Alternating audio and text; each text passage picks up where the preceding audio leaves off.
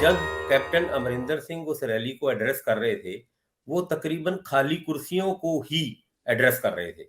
और उससे पहले जब प्रधानमंत्री ने ये डिसीजन लिया कि हम वापस जाएंगे, इस डिसीजन लेते टाइम तकरीबन 20 मिनट के लिए उनको उस फ्लाईओवर में रुकना पड़ा और 20 मिनट में ये डिसीजन हो गया।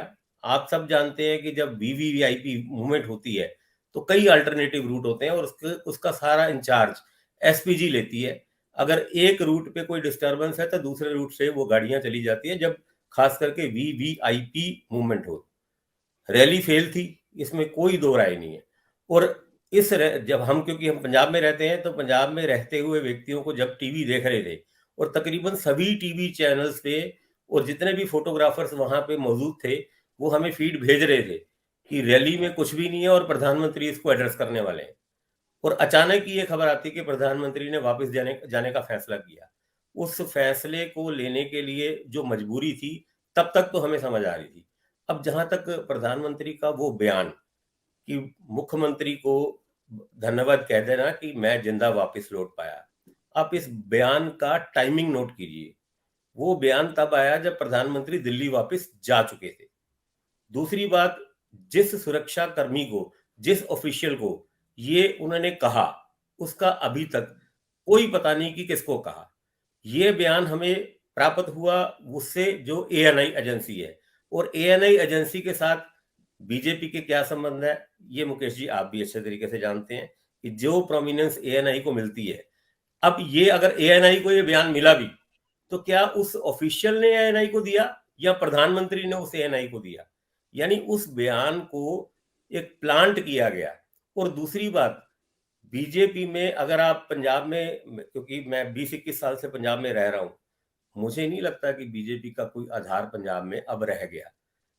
अकाली दल के साथ गठबंधन था, 23 सीटों पे लड़ती थी, मैक्सिमम 19 सीटें वो जीती थी एक बार, वो भी एक हवा में। उसके अलावा 1, 2, 3 या फिर एक बार 12, इसके अलावा वो कभी भी इससे ज्यादा सीटें नहीं जीती। और अगर अकाली दल की बात की जाए तो अकाली दल ने भी आज सबसे पहले मांग की कि पंजाब में राष्ट्रपति शासन लागू कर दिया जाए। कैप्टन अमरिंदर सिंह, राणा गुरमीत सिंह सोडी, उन दोनों ने सबसे पहले ये मांग की कि पंजाब में लॉ एंड ऑर्डर की सिचुएशन ठीक नहीं है, यहां पर राष्ट्रपति शासन लागू कर दिया जाए। मुझे ये लग रहा है कि सारी कवायद इस बात के ऊपर निर्भर करती थी कि एक पंजाब में माहौल बनाया जाए, क्योंकि अभी फेवरेबल पोजीशन बीजेपी के लिए पंजाब में नहीं है। और दूसरा, आज अगर जिन किसान जत्थेबंदियों ने विरोध किया, उसमें अभी अविनाश जी ने नाम लिया, सरबजीत पंधेर होना और पन्नू होना, ये वो दो जत्थेबंदी हैं जिनका नाम 26 जनवरी लास्ट ईयर उसमें जो अराजकता फैली थी उसमें प्रमुखता से इनका नाम था।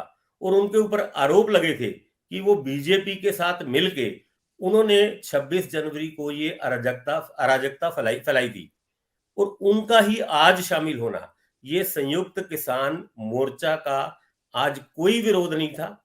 आज विरोध था कुछ एक जत्थेबंदियों का, और वो जत्थेबंदियों में से जो अविनाश जी ने नाम लिया है, पंधेर और पन्नू, उन जत्थेबंदियों का नाम आया है जिनका नाम 26 जनवरी 2021 को भी बड़ी प्रमुखता से उस अराजकता को फैलाने के लिए आया था।